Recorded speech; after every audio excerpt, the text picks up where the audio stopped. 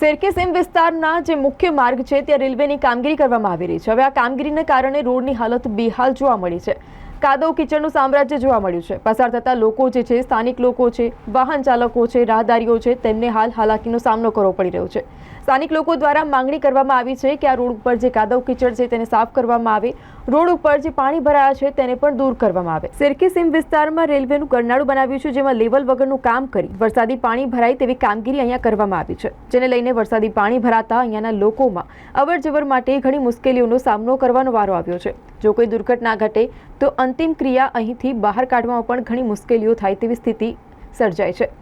મેનેજમેન્ટના કારણે બની છે। જો કોઈ બીમાર પડે તો 108 ઘર સુધી પહોંચે તેવી સેવા આપી રહી છે, પણ ક્યાંક આવા કાદવ કીચડમાં 108 જે એમ્બ્યુલન્સ છે તે પણ ઘર સુધી ન પહોંચે તેવી હાલ સ્થિતિ ઉદ્ભવી છે।